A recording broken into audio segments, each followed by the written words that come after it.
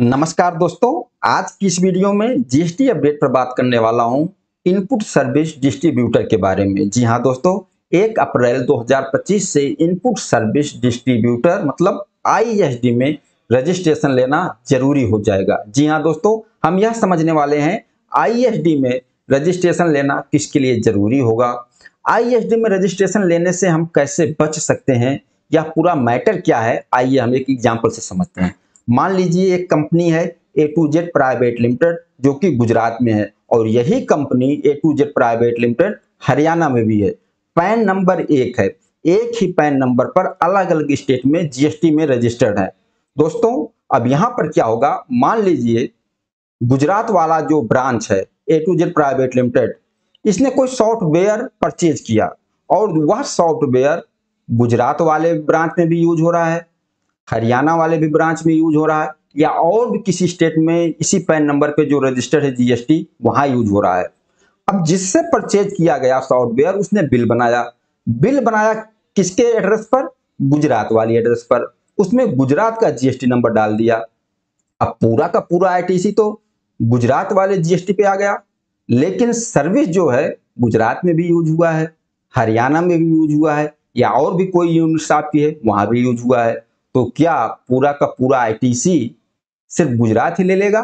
ऐसा नहीं है। हम जीएसटी में यह जानते हैं कि गुड्स हो या सर्विस हो, जहां गुड्स या सर्विस जाएगा वहीं पर आईटीसी भी जाएगा।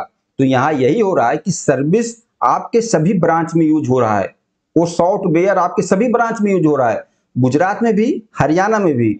लेकिन गुजरात वाले जीएसटी पे आईटीसी पूरा का पूरा आ गया, तो गुजरात पूरा का पूरा आईटीसी नहीं ले सकता। मान लीजिए सॉफ्टवेयर परचेज पर आईटीसी 36,000 था, तो 36,000 का आईटीसी पूरा गुजरात नहीं ले सकता। उसको अपनी जो ब्रांच हरियाणा में है वहां भी डिस्ट्रीब्यूट करना पड़ेगा आईटीसी को वहां भी ट्रांसफर करना पड़ेगा। और कैसे ट्रांसफर करेंगे, इसके लिए A2Z प्राइवेट लिमिटेड को अलग से एक सेपरेट जीएसटी में रजिस्ट्रेशन लेना पड़ेगा, जिसको हम बोलते हैं आईएसडी इनपुट सर्विस डिस्ट्रीब्यूटर। और इसके लिए इनवॉइस बनाएंगे, आईएसडी में इनवॉइस बनाएंगे, उस इनवॉइस के थ्रू अपनी आईटीसी को अपनी सभी ब्रांच में ट्रांसफर करेंगे और उसका अलग से रिटर्न भी फाइल होगा जो GSTR-6 फाइल होता है। दोस्तों अगर इनपुट सर्विस डिस्ट्रीब्यूटर को आप डिटेल में समझना चाहते हो तो इस टॉपिक पर हमने पहले ही वीडियो बना दिया है, किस तरीके से आईटीसी आप डिवाइड करोगे, CGST, SGST, IGST, फार्मूला क्या है डिवाइड करने का, उस चीज को आप उस वीडियो में देख के समझ सकते हो। उस वीडियो का लिंक डिस्क्रिप्शन बॉक्स में दिया हुआ है। यहाँ पर ये चीजें अब 1 अप्रैल 2025 से कंपलसरी हो गई है। अगर इस तरीके से कॉमन आईटीसी आपके पास आ रही है जिसका यूज आपके सभी ब्रांचों में हो रहा है, जो कि एक पैन नंबर पर रजिस्टर्ड है, तो आपको आईटीसी अपने सभी ब्रांच में ट्रांसफर करना पड़ेगा। इसी को हम बोलते हैं इनपुट सर्विस डिस्ट्रीब्यूटर। अब मान लीजिए जो A2Z प्राइवेट लिमिटेड है इसने सीए से ऑडिट करवाया, अब गुजरात वाली भी कंपनी का ऑडिट करवाया, हरियाणा वाली भी कंपनी का ऑडिट करवाया। अब जो सीए ने अपना बिल दिया वह 18% जीएसटी लगाकर सिर्फ गुजरात के नाम पर दे दिया, गुजरात के जीएसटी पे दे दिया। तो क्या जो आईटीसी है सिर्फ गुजरात ही पूरा आईटीसी यूज करेगा? नहीं, सर्विस गुजरात में भी गई है, हरियाणा में भी गई है, तो गुजरात की जिम्मेदारी है कि वह आईटीसी अपने सभी ब्रांच में ट्रांसफर करेगा। अगर इस तरीके से ट्रांजेक्शन आप कर रहे हो, इस तरीके से आईटीसी आप ले रहे हो, तो 1 अप्रैल 2025 से ऐसा नहीं होगा।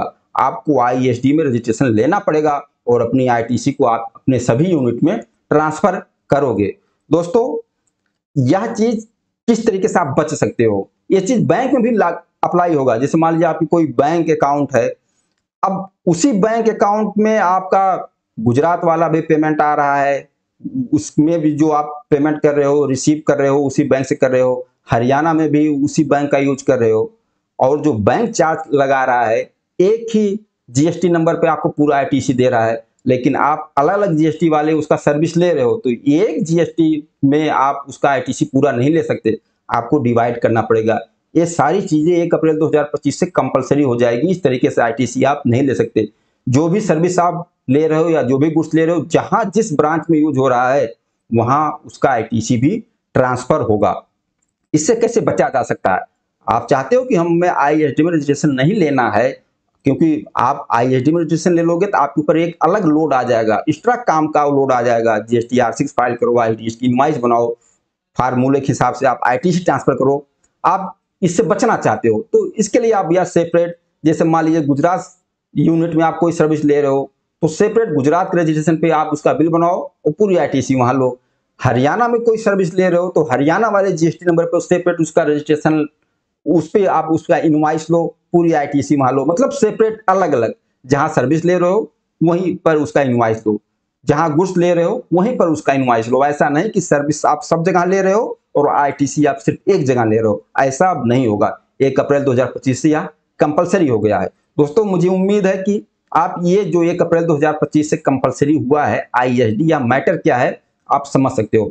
अगर इस तरीके से आपकी ट्रांजैक्शन है जो कि मैंने एग्जांपल से बात किया तो आपको आईएसडी में रजिस्ट्रेशन लेना पड़ेगा। दोस्तों इस वीडियो में इतना ही। इस वीडियो के बारे में बताना है, वीडियो आप लोगों को कैसा लगा। नमस्कार, धन्यवाद।